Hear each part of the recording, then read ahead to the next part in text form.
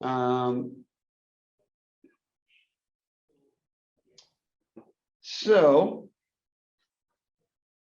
let's talk about arc length first. So what we talked about last time was these vector valued functions, right? We called R of t a position vector. That's basically made up of 3 parametric equations, right? We use these to make things like our helix. So we also found the velocity was the derivative, which is basically, remember, the derivative of your position vector or your initial vector is your tangent vector. And the instantaneous speed is the magnitude of the velocity. And then if we were to take the velocity vector and divide it by the speed, we get the unit tangent vector. All right, so that was all stuff we discussed last time. All right, so let's talk about arc length. Not a difficult concept. This is basically the speed, and the idea of arc length in 2 dimensions is the same in 3. Basically, what we're doing is we're getting the distance traveled by integrating the speed. This is the exact same formula you would have used in Calc 2 with parametric equations.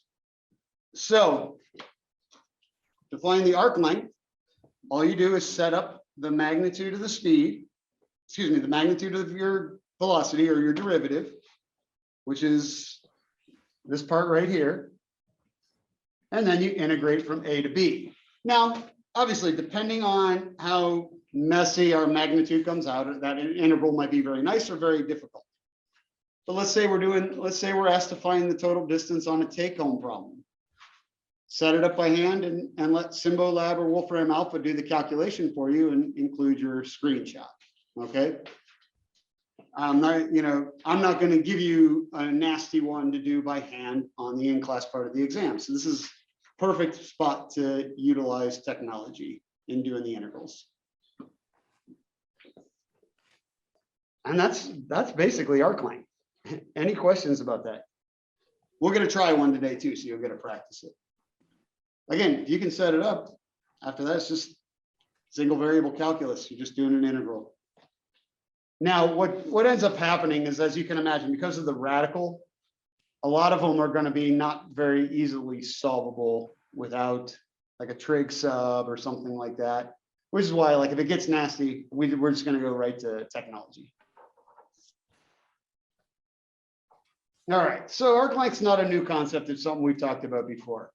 Curvature probably is. You might have talked about curvature a little bit with conics. Here's something that probably seems pretty straightforward. The curvature of a line, a straight line, is 0, right? No curve. Now, this curvature of a circle is constant, because what the curvature is basically looking at is how something bends. You know, how harsh is the turn? The sharper the turn, the more the tangent vectors must change direction. All right, so just to kind of give a comparison of, if we had a turn that looked like this versus a turn that looked like this, we're going to have a larger curvature on the inside one, because the acceleration vector has to do more work to turn that tangent vector versus out here, which is a much slower, gradual turn on our tangent vector. So basically, what curvature is doing is measuring how curvy is a curve, right? Right away, let's think about where that could be interesting. Think about tires, right? Going on a racetrack. Well, depending on the curvature, you need to know what speed the tires can handle in order to stay on the track. So that's basically what we're looking at with curvature is, okay, how steep of a curve is it? And then we can throw that curvature into our calculations to say, okay, this is how fast you can go around this turn without going off the track. Or spinning out or flying. Yeah, exactly. So the other nice thing is you notice the inverse relationship with the radius. So that's the way that the curvature is basically measured. Let's think about why that is. Now, we already said this point has I'm glad you asked it, has a bigger curvature than this point, right? We can all agree on that. You know, we can imagine going around, this is going to give us a lot more pull than this one. Well, think about this. If we were to draw a circle that included that point, I'll do this as best I can. This circle would look like something like this, right? But this circle might look something like this. So we see how the bigger the curvature, the smaller the radius, because it takes a smaller circle to represent that piece of the curve. The sharper the turn, the smaller the circle we'd have to put on that turn. Which is, you know, again, it's cool because it's intuitive, right? Now we can kind of make sense of what the curvature is. So what's going on with the curvature? Basically, it is how the tangent line, the tangent vector is changing with respect to distance. Okay, so we're almost looking, it's almost like we're looking at an angular velocity. It's not quite the same thing because we're not going through angles, but what we're looking at is how quickly is the tangent line changing with respect to distance or the arc length. So basically, this is how we find K. And like I said, as a reminder from last time, the tangent vector is the derivative of our position vector. So the unit tangent vector is just the unit vector of the derivative of our position vector. Okay. So again, just kind of reminding us from last time, you know, we were calling R of t our position vector. Then the tangent vector would be r prime of t, which is also v of t. It's also our velocity vector. It becomes a unit tangent vector. So unit tangent vector if we divide by the magnitude. Now, remember why we do that. That preserves direction and gets rid of magnitude, because all we care about is how quickly this thing is changing direction as we go along the arc length. We don't want its magnitude in the calculation. That's why this uses the unit tangent vector. Now, I'm going to show you a couple forms that make this a little bit easier to deal with. So don't worry about this formula right here. There's going to be two that we're primarily going to use. So we're going to use chain rule to break this apart. All right, so we're looking at the derivative of our unit tangent vector. So that's the change in tangent vector with respect to the change in time, divided by the change in arc length with respect to the change in time. Well, that's this. All right, so again, t is a unit tangent vector, not just a tangent vector. But all we have to do is take t prime of t, the magnitude of that, divided by the magnitude of r prime. Now, this isn't always going to be always work or be our most useful form. Okay. This is where this comes from. You know, we know that arc length is the integral of the magnitude of the derivative, or r prime.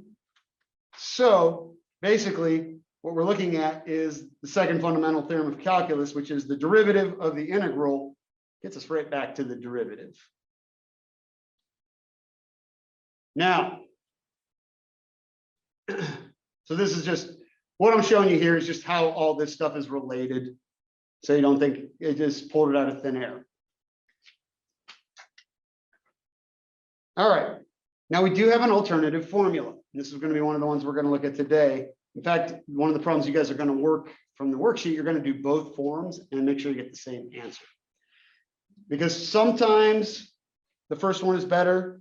Here is our alternative notation. This is probably the one you saw in the video. Depending on what we have, This one won't always work. This is easy, but it really depends on R prime coming out constant. If it doesn't, what we find is this one is going to be easier to use in a more general sense. I'm not, because it takes a lot of time, I'm not going to go through the equivalence of the two, but if you want to see it in the textbook attached to this course in 12.3, in the at the end of the chapter, it shows the equivalence between these two forms mathematically, how they work. So feel free to check that out if you're wondering, hey, where the heck did that come from? Okay, now we're going to take that second formula and leverage a bit of technology. We're going to do a problem together. So K equals magnitude of R prime of T crossed with R double prime of T all over magnitude of R prime of T cubed. Okay. I just had to put that up there because we only have one screen today and I want to bring up the problem we're going to do so everybody can see it. Okay, so the problem we're going to do is from the worksheet. Let's do that.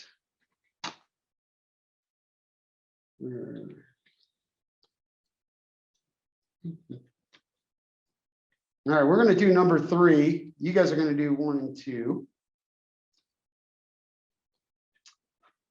All right, what we're going to do is we're going to do a little bit by hand, a little bit by technology. So I want you to kind of see how this plays out and how the interplay between these.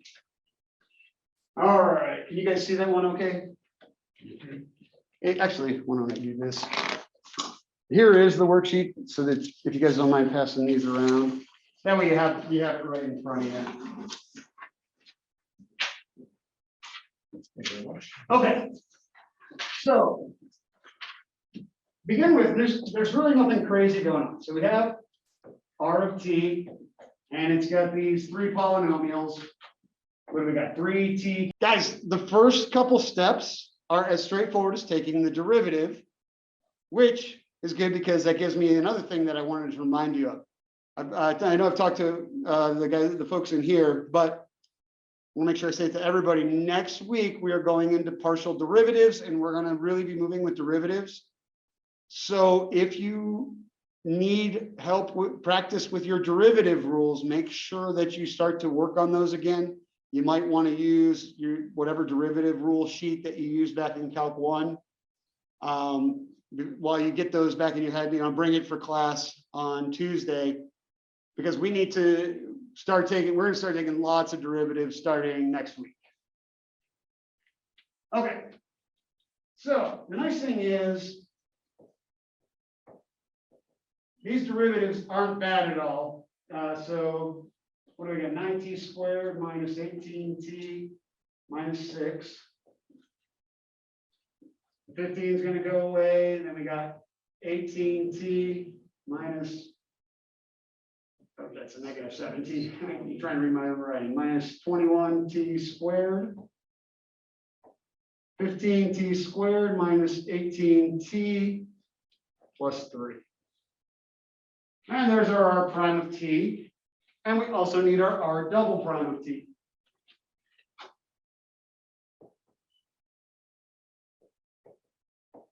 And so we've got 18t minus 18, 18 minus 42t, 30t minus 18, all right? So again, it's just a matter of taking derivatives. Okay, well now we start to get into the formula. We see that we have a cross product on top and then we have a cubed on bottom. Now, by hand, as you can imagine, this is going to be a mess, right? So what we're going to do is we'll calculate these values with the t value already plugged in. Okay. So that is something that we can do in Wolfram Alpha. And let's just see what that would look like. So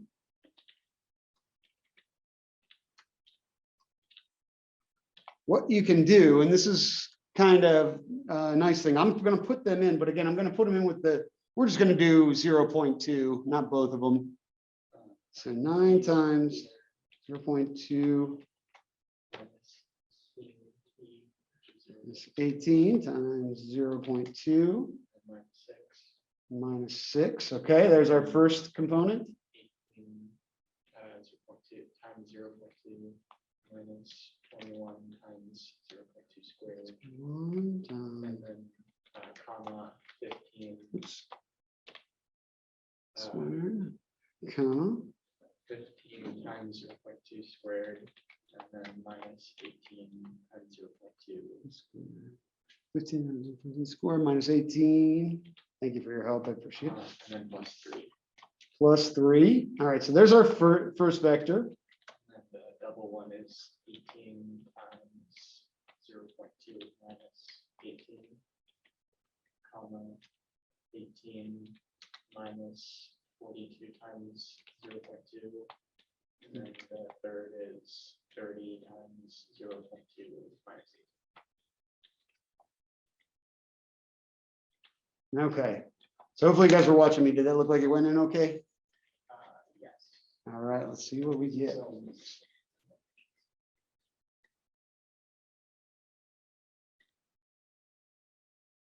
Okay. numbers. Yep. Well, let's do this.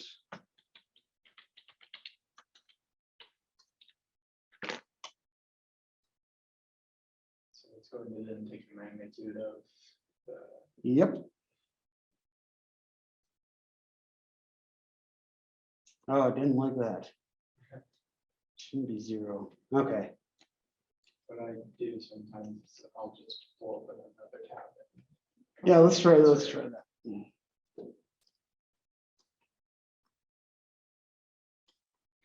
Oops.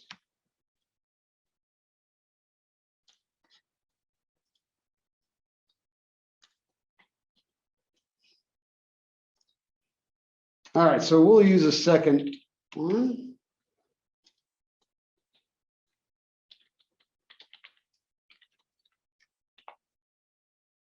Negative 33.12, comma, negative 0.88, comma, negative 48.96.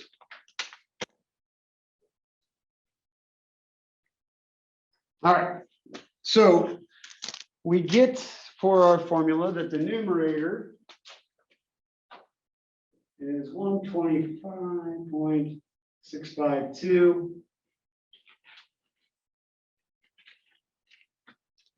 Now, one of the things, that we always want to make sure of, we always want to check accuracy.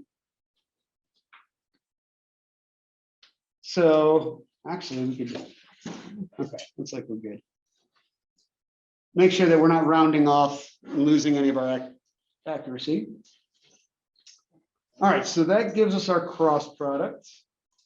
The other thing we need is r prime of t, the magnitude of that cubed, which I'm going to take right from here.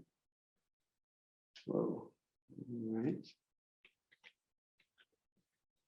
Let's do one more window.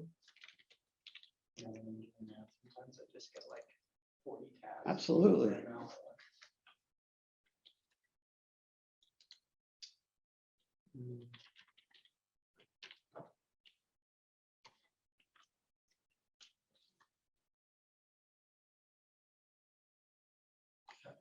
All right, square root of 14.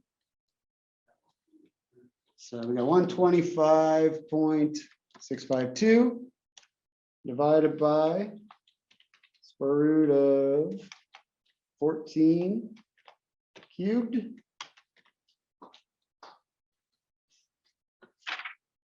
And I don't think that's the right answer. Let's see.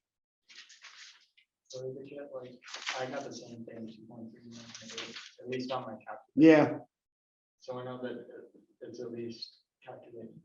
Yeah. So that's yeah, 6.4. 9.643. I get 0.140. That's what we should get. Yep. Yeah. That's the right answer. Yeah. I'm not sure what happened the first round. Oh, yeah, yeah. This is its 2 piles of root 5 is the other form. So, okay. So we got that working. I'm not sure where the error was, but that's okay. Getting back to the take-home problems, you know, if we had to justify our answer, we could use